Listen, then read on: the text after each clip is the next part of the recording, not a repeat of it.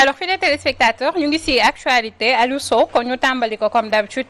ak Walf Quotidien donc Walf Quotidien def à sa une ci xatam gu njëkk gi les élections locales yi nga xamante ne moom la ñëpp di waajal donc mu mel ni l'opposition à quitte ou à double s'unir ou périr ànd rek mbaa dee nangu rek wala bañ mu mel ni loolee le Walf Quotidien def ci xatam gu njëkk. Thialis bon chapeau. Thialis Senghor Thialis Senghor.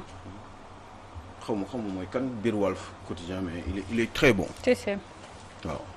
li tax ma ne il est très bon mooy c'est parce que dafa nekk totalement en phase ak man. parce que xam nga ni lii yàgg naa ko wax. te ma ko commencé di wax sax ma nga woon ca élection présidentielle en 2019. d'accord. quand je disais que ni Macky Sall peut ne pas avoir un deuxième mandat. nit ki ne ma Aliou Sow lan nga mën a waxee loolu. ñi nekk ci nguur gi yor seen alal yor machin yor lépp loo bëgg. maillage du Sénégal nga ne ñi Sonko mënu leen gagner loolu mënul nekk ma ne il suffisait juste d'une chose. c'est que ñoom ñu retrouver wu autour d'une seule et unique personnalité politique boo xam ne am na crédibilité te Sénégalais yi gis nañ lu baax ci moom te am nañ yaakaar ci moom. mu ne ma kan la ma ne ko Ousmane Sonko bu ñëpp dajale woon ci moom kon Macky Sall du am deuxième mandat mais comme dafa nekk am na ñoo xam ne dañ nekk dans l'opposition ñoo xam ne bëgguñu Ousmane Sonko. donc forcément ñoom Macky Sall toogaat fi sax encore toog fi ba après 2024 moo leen di gënal que Ousmane Sonko nekk président de la République. C'est à peu près dans le même état d'esprit boo jëlee le cas des élections locales. parce que booy seet ñu bari leader yu bari yoo xam ne li professeur Moussa Diaw je crois qu'il est à l'université day jàngale université Gaston Berger bu Saint-Louis. war na ay wax yu am solo nee na gars yi bu ñu dajaloowul forcément ils ont beaucoup plus de chances de perdre les élections locales. dans surtout les grandes localités. li tax loolu mooy dafa comme ak style ni ñuy voté ni ñuy falee. surtout ni mu nar a demee ne képp ku jiitu en termes de suffrage. te dafa nar a gën a grave parce que léegi xam nañu ki nekk tête de liste moom mooy nekk maire gox bi. donc forcément il suffit juste rek nga am benn 30%. nga am benn 30%. nga am 30 ou 40%. ou même peut-être moins de 50% en tout cas. nga nekk maire facilement parce que yow yaa ci liste yi yow sa liste yow yaa jiitu. genre par exemple Cheikh Diane Gomis listam am 48%. Salma ñëw am 35. Aïcha am 34 et cetera. bu boobaa ñeneen ñëw am ay 6 ak ay 8 bu boobaa yow xam nga avec say 46%. wala Cheikh Diane Gomis ak say 46%. moom mooy nekk. facilement donc le maire de gox boobu nga xam ne moom mooy kii léegi nag est-ce que ñi nga xam ne ñoo nekk ci ginnaaw bu ñu dajaloo woon. parce que en général yu ci bari nii ñi nga xam ne ñoom ñoo nekk mouvance présidentielle ñu nekk ci nguur gi. ñoom ñooy jiitu toujours mun nañ bañ a am 50%. mais mooy ñooy jiitu léegi bu ñuy jiitoo forcément ñu kooku seen maire seen tête de liste. moom mooy nekk maire. mun nga am 46%. 54% des yoo xam ne gars yi ñoo ko bu ñu ko dajale woon ñoom. ñoom ñooy jiitu ñoom. bu fekkee ni benn liste kese la ñu def. mais comme ñoom ku nekk da ngay bëgg a nekk candidat. forcément ku nekk da ngay ñëw gratter ñi gratter 12 ñi gratter 16. mais est-ce que dajaloo boobu ñuy wax ci kujjeeg politique bi tey dina mën a nekk. moi je ne pense pas parce que ku nekk da ngay jóg parce que en réalité du affaire intérêt local intérêt général. affaire nit ku nekk da nga bëgg a téye dara. dañu nekk dans l'opposition di déggoo di gisee rek mais pas parce que dañu am benn objectif commun. ñoom leen intéressé mooy ñoom lan la ñu bëgg ñoom ci pour. ku nekk da ngay bëgg a wane sa dayoo ku nekk da ngay bëgg a wane sa dayoo fexe ba téye dara. te da ngay def lay wóor ni yow mi doo dem doo gagner quoi doo sori di nga am dara xëy na gox gi da nga xam ne yow mën nga fa génne benn 10%. mais doo dem doo gagner alors que ñi nga xam ne dañu nekk dans le pouvoir ñoom bu ñuy ñëw forcément comme dañu am ñu leen di wan yoon ak li ñu war a def ak li ñu war a wax. ak kan moo nar a jiite da leen di jox ay directives ñu topp ci ginnaaw ki ñu leen digal. et ben ñooñu ñooy ëpp chance parce que déjà ñoom ñi ngi ci nguur gi et puis seen dajaloo mooy gën a yomb. ñi nekk dans l'opposition nag ku nekk da ngay dem il y a des mouvements yoo xam ne dañuy nekk ci gox yi ñoo xam ne dañuy ñëw leader mouvement bi ñëw ne moom day nekk candidat day wàññi opposition bi par exemple. mais ba tey du ñu dem parce que il se retrouve toujours à avoir des 10 ay 15% éparpillés. léegi prenons le cas de Ousmane Sonko Bougane Gueye Dany Barthélémy Diaz Khalifa Ababacar Sall ñooñu bu ñu mënee jàpp ni ñooy opposition bu Sénégal tey ci nan nga gisee tey seen éventuel dajaloo boobu nga xam ne ñu ngi koy wax. mais loolu seen éventuel dajaloo mais même seen dajaloo boo xam ne du ma sa am j'allais dire. parce que loolu mënul nekk man gëw ma ni Ousmane ok yàlla yërëm. gëw ma ni Bougane Gueye ak Barthélémy Diaz ak Ousmane Sonko ak je sais pas moi Khalifa Sall Moussa Taye et les autres góobu ni dinañu dajaloo pour jiital kenn par exemple boo demee Sacré-Cœur Mermoz Barthélémy Diaz tey jii nii pour mu am chance gagner il faut que opposition bi yëpp jàppale ko sinon c'est sûr que Barthélémy day perte mairie bi da koy perte boo demee yeneen localité yoo xam ne opposants ñoo fa nekkoon bu fekkee ne yeneen opposants yi dañu ñëw ki fa nekk jàppale wuñ ko ñoom ñëpp dajaloo jàppale ko pour mu génn ci pour mën a gën a asseoiraat ci mandat am amaat beneen mandat asseoir ci pouvoir local am ba pare amaat beneen mandat buñ ko jàppalewul dafay perte parce que ñële dañuy ñëw ils vont l'écraser alors que opposition bi ñoom jóguñu pour loolu alors que xam nañ ni pourtant loolu kese mooy solution ndax ki fi nekk la ñu war a mën a jàppalewaat pour mu toogaat même bu fekkee ne sax ak beneen configuration ak beneen façon nga def politique ci localité bi la ñuy teg bu boobaa waxtaan ci ak ki nga xam ne mooy le maire sortant te mu nekk dans l'opposition ñu waxtaan ci ak moom waa ji indi ay décisions yu bees créer ay adjoints wala yu demee noonu xool nu ñuy organiser waat def un programme pour la commune bu boobaa loolu rek mooy tax ñoom ñu mën ci génn sinon duñ ci génn parce que dañ leen di écraser Barthélémy Diaz et les autres hein même maires yi nga xam ne xaw ma ñan la je peux les citer comme par exemple Idrissa Diallo c'est un exemple bi nekkoon maire Dalifort te mu laaxu xam nga bi gars yi organisé waate ki ko remplacé APR la bokk ils vont tout faire pour le garder alors que Mamadou Mbengue alors que ñi nga xam ne ñoom ñoo nekkoon ci ginnaaw Idrissa Diallo waroon nañu mën a organiser wu c'est quand même bizarre ah te élection amagul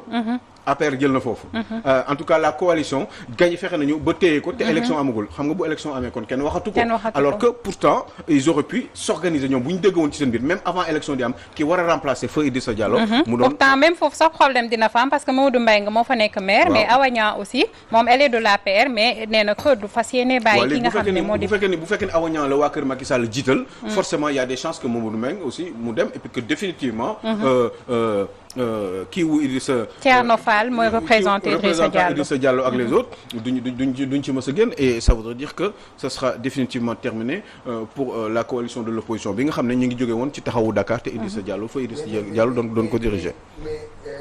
kii Aliou Sow yow gisoo ne tamit ce qui est valable ci opposition bi moo valable tamit ci parti au pouvoir parce que ñoom tamit parce que man démb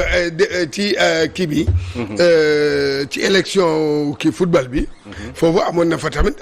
ay kii maa ngi doon dégg seen waxtaan ñu ne ñoom tam ci ñoom problème bi opposition bi am ñoom tam moom la ñu am parce que ñoom tamit parce que comme que Macky Sall moo ne woon moom mu ne moom mooy tànn mais am na ñoo xam ne am na koo xam ne moom nee na ma ci beneen localité bugguma ko tudd comme ça mu kii mais bon kii la koo xam ne Kolda la ma wax mu ne ma Kolda Macky Sall la gën a compliqué ci moom c'est vrai waaw mun na am attan na fa def benn erreur am na ñoo xam ne bu dee ñoom la ko jox am na ñëpp dinañu jugee foofu ñëw jàppale kii voilà dégg nga voilà même tam le cas de Fatick xam nga yooyu tamit li valable fii moo valable ci ñëpp dégg nga ci ñoom ñëpp man nag waa gis nga opposition bi man li may xaar ci moom mooy lenn mooy comme yow li nga wax rek il faut que ñu nangu yenn localité yi comme par exemple Aliou Sow yaa nekk localité bi ñun dañu ñëw fii jàppale bon yow localité bi bu fekkee ni dëgg rek la waaw voilà ak configuration bu waaw moom laa la voilà ñooñu la voilà man noonu laa ko gisee mais bu ñu demee par ordre dispersé dañ leen di gagner dinañ gagner à plate couture. et puis luy gën a yomb sax juste pour terminer luy gën a yomb ci luy gën a loo boo gisee sax muy gën a mooy difficile ci waa nguur gi comme ni nga ko laajee. mooy waa nguur gi am nañ benn mentor boo xam ne sax il est président de la République il est fort. c'est lui qui décide c'est lui qui a les décrets. donc mun na ne diw bàyyil kii mu ñëw après man dinaa la organiser pour jox la benn poste de responsabilité feneen. bàyyil mu diw foofu et cetera et cetera. loolu mooy seen avantage bi. alors que opposition bi ñoom amuñu loolu ku nekk yaa ngi bëgg fexe. def sa kamtalaay kattan pour mën a téye benn responsabilité locale. doy na waax loolu Aliou Sow on verra ce qui va se passer. donc après Walf Quotidien ñu dem ci le mandat def ci xëtam gu njëkk 3e mandat Covid 19 donc def ci xët gile nataalu Mimi Touré def Mimi Touré assène ses vérités mu mel ni moom mi lay di Mimi Touré daal dinay xam ne ni que wàllum Covid 19 bi confinement mënu fi am waaye it ñeel 3e mandat bi le président Sall waxoon na lépp amul dara lu bees loo xam ne war nañ ko mën a leeralaat. ba leer na mais man Mimi Touré dama ko kii dama ko nopp. dama ko bëgg quoi cette dame là. je l'aime beaucoup nga jàpp coppateem. waaw c'est une dame je sais pas pourquoi je l'aime beaucoup. c'est xaw ma personnalité am la xaw ma caractère bi la xaw ma ñuulaay bi la. xaw ma musóor bi la je sais pas il y a quelque chose qui me donne envie de la connaître et de m'approcher d'elle parce que j'aime bien cette dame. xam nga day gis nit mu neex la nii quoi. waaw moi j'aime bien dafa taxaw quoi dafa taxaw ci xel cérébralement parlant. mais naka lañ mën a jàngatee tey li mu wax ni que troisième mandat Macky leeraloon na lépp dama ko xool lépp. da nga miir nii mais dama miir si Mimi Touré loolu la léegi troisième mandat bi moom nee na le président Sall amul dara lu bees loo xam ne war nañ ko ci mën a waxaat parce que leeraloon na lépp. mais xam nga foofu mooy bokk na si encore li sama gën ko xam ne cérébralement parlant. c'est une dame qui assure. gis nga li mu wax leer na nañ dañ ko laaj ci affaire ci émission bi ñu ko invité woon au grand jury de RFM. muy expliquer ñu laaj ko ci affaire mandat bi ñaari question principalement lañ ko laaj. mandat présidentiel bi parce que est-ce que Macky Sall bi mooy dernier mandat am ak affaire Covid 19 bi surtout par rapport au confinement ci affaire mandat bi Mimi Touré dafa ne mais neen lii waratuñ ci sax di wax. parce que loolu c'est une question qui est vidée depuis très longtemps parce que amatul dara loo xam ne wax dëgg yàlla war nañ ci wax ci waxu mandat parce que Macky Sall moom ci boppam day mbir la ji président de la République gardien de la Constitution leeral na mbir yi en 2016 quand il disait que ni moom pare na moom nee na Macky Sall moo wax ni pare na. ci bu defee élection en 2019. bu ko yàlla mayee beneen mandat sénégalais jox ko. et ben moom pare na ci boobu mooy dernier mandat leer na mbir mi verrouillé nañ ko. mais ce même Macky Sall Macky Sall la ñu posé waa question ndax di nga nekkaat candidat mu ne je ne dirais ni oui ni non loolu aussi. waaw ci même personne mais oui mais tout à fait mais en même temps aussi. Macky Sall buy wax je ne dirai ni oui ni non ça ne veut pas dire que Macky Sall a dit oui qu'il va se représenter pour une troisième candidature. bu waxee non aussi ça veut dire que aussi waxul dara. waxul